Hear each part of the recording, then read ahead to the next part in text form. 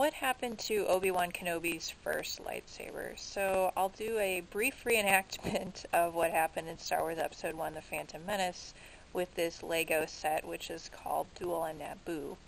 So anyway, during the lightsaber duel, Obi-Wan falls into the pit, and it's kind of looking pretty bleak for him, and his lightsaber was still left behind, and Darth Maul sees it, and he's kind of an ass, so he kicks it into the pit after Obi-Wan.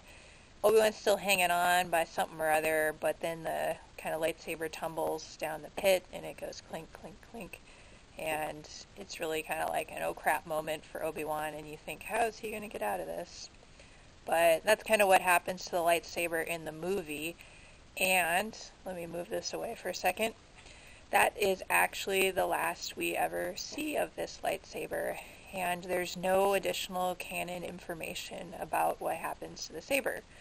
Presumably it's destroyed, but it's Star Wars, and it looks like Luke's lightsaber from Empire Strikes Back wouldn't be coming back, and yet it does.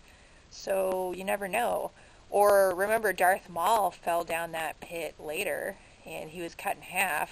That looks pretty darn final, and yet he survives that. So if Darth Maul can survive tumbling down the pit, seems to me a lightsaber probably could too. Now, Obi-Wan Kenobi does later rebuild a lightsaber that looks essentially the same as this, so he doesn't change the design very much.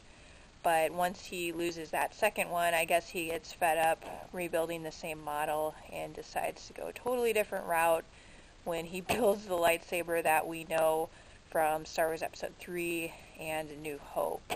So that's just a little summary of Obi-Wan Kenobi's lightsaber, where his Star Wars Episode 1 lightsaber goes.